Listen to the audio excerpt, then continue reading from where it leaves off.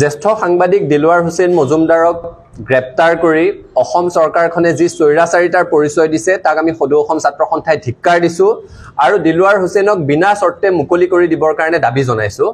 আসলতে অসম চৰকাৰে অসমত এতিয়া সাংবাদিকৰ পৰা দুটাই শব্দ শুনিবলৈ বিচাৰে, সেই দুটা হৈছে হয় হুজুৰ। তেওঁলোকে সাংবাদিক, বুদ্ধিজীৱী, সংগ্ৰামী সংগঠন সকলোৰে পৰা কেৱল হয় হুজুৰ আশা কৰে, কিন্তু হিমন্ত বিশ্ব শৰ্মা নেতৃত্বাধীন অসম চৰকাৰখনে বুজি উঠা উচিত যে তেওঁলোকে যিমানেই ইচ্ছা নকৰক, যিমানেই শক্তিৰ অপপ্ৰয়োগ নকৰক কিয়, অসমীয়া মানুহৰ গণতান্ত্ৰিক চিন্তা চেতনা প্ৰমূল্যক কোনো কাৰণে তেওঁলোকে বান্ধি ৰাখিব নোৱাৰে। আজি চৰকাৰ বিৰুদ্ধে বাতৰি পৰিৱেশন কৰাটো অপৰাধ হ'ব পাৰে নেকি? গ্ৰাউণ্ড ৰিপৰ্টিং কৰিবলৈ যোৱাৰ কাৰণে এজন ব্যক্তিক ষড়যন্ত্ৰমূলকভাৱে আটক কৰাটো কোনো কাৰণতে গ্ৰহণযোগ্য নহয় আৰু গণতন্ত্ৰৰ চতুৰ্থ স্তম্ভৰ কণ্ঠ ৰুদ্ধ কৰিবলৈ কৰা এই অপচেষ্টাক আমি ধিক্কাৰ দিছো, গৰিহণা দিছো আৰু দিলৱাৰ হুছেইন মজুমদাৰক অতি শীঘ্ৰে মুকলি কৰি দিবৰ কাৰণে দাবী জনাইছো। হিমন্ত বিশ্ব শৰ্মা আৰু অসম চৰকাৰে যি অসহিষ্ণুতা দেখুৱাইছে সেই কথাটোৱে এটা কথা পুনৰ প্ৰমাণ কৰিলে যে চৰকাৰখনে গণতান্ত্ৰিক চিন্তা চেতনাক সমূলনচে নাইকিয়া কৰিবলৈ বিচাৰিছে।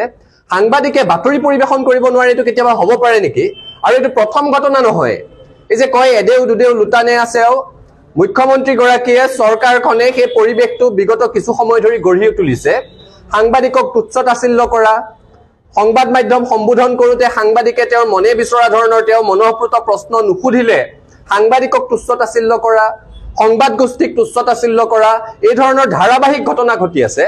আৰু এতিয়া পৰিৱেশ এনেকুৱা এটা পৰ্যায় পাইছেগৈ যে সাংবাদিকক আটক কৰি গ্ৰেপ্তাৰ কৰা হৈছে। তেখেতক যদি কিবা তেখেতৰ বিৰুদ্ধে গোচৰ ৰুজু কৰা হৈছিলে তেখেতক নটিচ দিব পাৰিলেহেঁতেন। দিলৱাৰ হুছেইন মজুমদাৰ এগৰাকী সাংবাদিক হোৱাৰ লগতে পেছাত এগৰাকী তেখেত অধিবক্তা, কোনো নটিচ দিয়া নাই, তেখেতক আত্মপক্ষ সমৰ্থনৰ কাৰণে কোনো সুযোগ দিয়া নাই, অধিবক্তাৰ লগত আলোচনা কৰিবৰ কাৰণে কোনো সুযোগ দিয়া নাই, থানালৈ মাতি নি এই ধৰণেৰে ঘণ্টাৰ পিছত ঘণ্টা বহাই ৰাখি তাৰপিছত তেওঁক তাতেই গ্ৰেপ্তাৰ কৰা হৈছে। অৰ্থাৎ আইনৰ শাসন যে নোহোৱা কৰিবৰ কাৰণে চৰকাৰখন বদ্ধপৰিকৰ হৈছে সেই কথাটোৱে প্ৰমাণ হৈছে। কোনো কাৰণত এনে ঘটনা মানি ল'ব নোৱাৰি। গুৱাহাটী প্ৰেছ ক্লাব সাংবাদিকসকলে একেলগে প্ৰতিবাদ মুখৰ হৈছে, সেই প্ৰতিবাদলৈ ছাত্ৰ সন্থাৰ সমৰ্থন আছে। পুনৰ কৈছো, জ্যেষ্ঠ সাংবাদিকগৰাকীক বিনা চৰ্তে মুকলি কৰি দিব লাগে।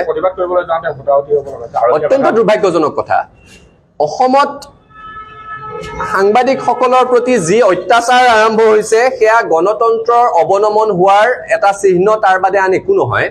ইয়াত বাতৰি পৰিৱেশন কৰিবলৈ যোৱা সাংবাদিকে টিয়াৰ গেছ খাব লগা হয়। বাতৰি পৰিৱেশন কৰিবলৈ যোৱা সাংবাদিকে মুখ্যমন্ত্ৰীয়ে মনে বিচৰা ধৰণৰ প্ৰশ্ন নুসুধিলে তুচ্ছ তাচ্ছিল্যৰ সন্মুখীন হ'ব লগা হয়।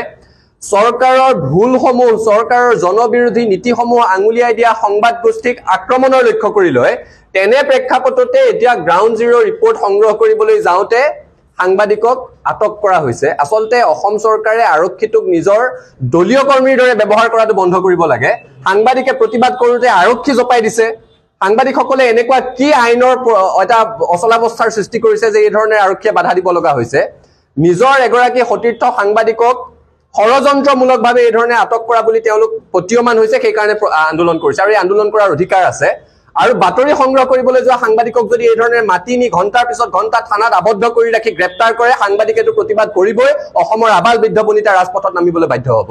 অসমৰ সংবাদ জগতখনৰ বাবে এক সুখৰ খবৰ। আপোচবিহীন ৰাইজৰ কণ্ঠ সাপ্তাহিক কবচ পুনৰ এবাৰ অসমৰ ৰাইজৰ মাজলৈ। স্বত্বাধিকাৰী প্ৰণীতা কলিতাৰ দ্বাৰা প্ৰকাশিত আৰু আপোচবিহীন একাংশ নপুৰণি অভিজ্ঞতাপুষ্ট সাংবাদিকৰ দ্বাৰা প্ৰচাৰিত তথা eco printing press Guwahati Katabari গড়চুকত মুদ্ৰিত সাপ্তাহিক কবচ এতিয়া অসমৰ বিভিন্ন প্ৰান্তত উপলব্ধ। আমাৰ ঠিকনা মুখ্য কাৰ্যালয় অসম ফৰেষ্ট স্কুল, হৰি মন্দিৰ পথ, গুৱাহাটী আৰু উপ কাৰ্যালয় Kalita market, Bijoynagar, Kamrup, Assam. Mobile number হৈছে 9435114666 70024728813। আমাৰ ইমেইল আইডি হৈছে kobos2025@gmail.com।